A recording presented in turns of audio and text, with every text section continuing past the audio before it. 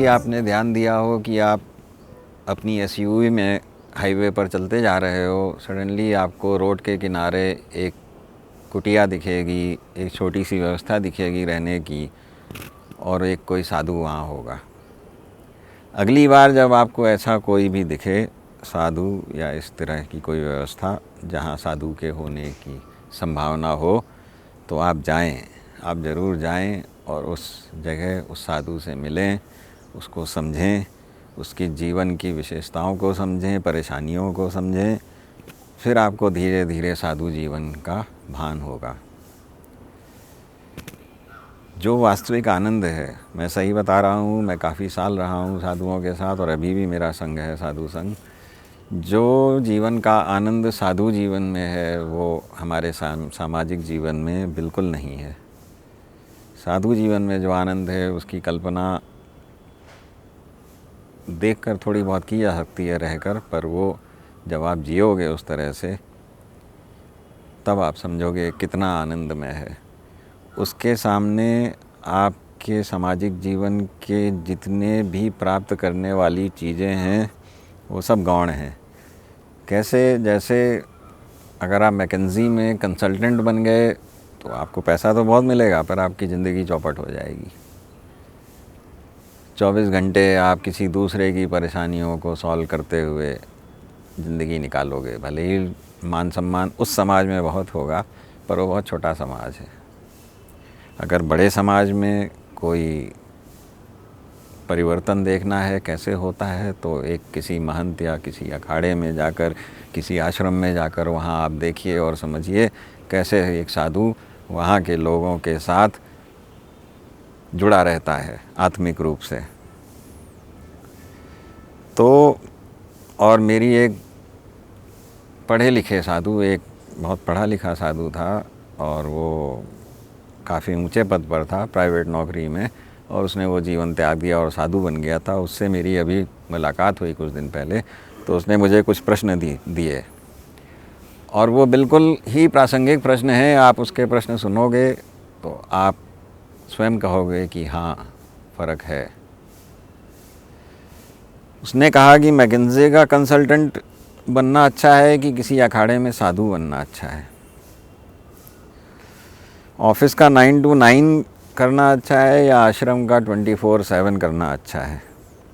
नहाना 7/8 या 10/10 के बाथरूम में नहाना ज़्यादा अच्छा है कि खुली नदी में आकाश के नीचे मुक्त गगन, मुक्त हवा और नदी, उसमें स्नान करना अच्छा है।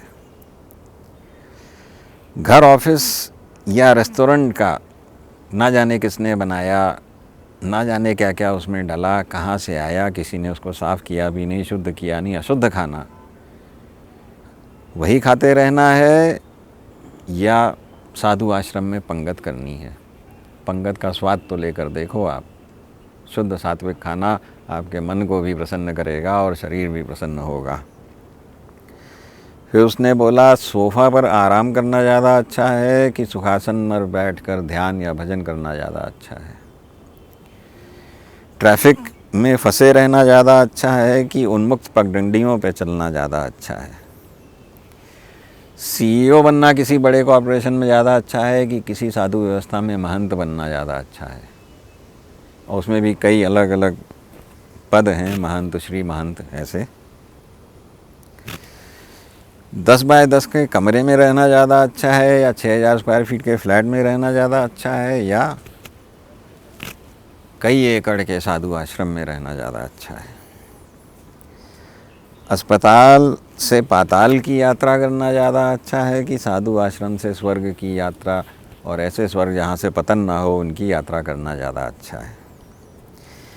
माइक्रो छोटा परिवार रखना ज़्यादा अच्छा है या पूरी साधु व्यवस्था, पूरा अखाड़ा आपके साथ, पूरे भारत में आप कहीं भी जाओ, किसी भी आश्रम में, उस अखाड़े के आपका तुरंत स्वागत होगा, हर तरह की व्यवस्था मिलेगी।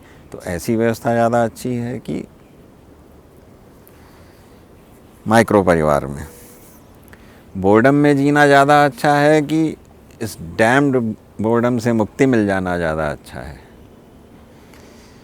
9 to 9 and enter the line of dead ये उसने बोला 9 to 9 and enter the line of dead, और 24/7 365 फियरलेस लिविंग। ये आपको डिसाइड करना है।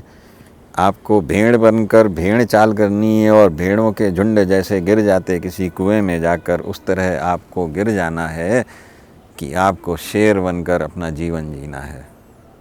तो जो साधु व्यवस्था है वो शेर का जीवन है, और जो आपका जीवन है वो एक भेड़ का जीवन है। यही फ़र्क है दोनों में। इसीलिए शेर को ब्राह्मण भी कहा गया है जानवरों में। माँ दुर्गा का वो, माँ दुर्गा की सवारी है वो। तो शेर बनना ज़्यादा अच्छा है कि भेड़ बनना ज़्यादा अच्छा है? तो ये सारे प्रश्न उसने किए, और हर एक प्रश्न बिल्कुल प्रासंगिक है, और वो हमें बताता है कि हम कितना ओछा जीवन जीते हैं, और सनातन हमें कितनी बड़ी व्यवस्था देता है जिसका हमें कुछ ज्ञान ही नहीं है। एक बार आप जानिए, समझिए अखाड़े क्या हैं। 14 अखाड़े, अब तो और बढ़ गए उनमें। कुंभ में जाइए, स्नान करने जाइए, किसी के आसपास कोई साधु सन्यासी रहता हो झोपड़ी बनाकर या आश्रम बनाकर, उनसे मिलिए, उनको समझिए, फिर आपको धीरे धीरे ज्ञान होगा कि कितनी उसमें पवित्रता है, कितना आनंद है, कितनी शांति है, कितना सुख है। पर बिना मिले, बिना जाने, केवल टीवी से चिपक कर या न्यूज़ में रहकर या अपने आप को सामाजिक जीवन में फंसा कर जीना, तो ये जीवन को व्यर्थ कर देना है।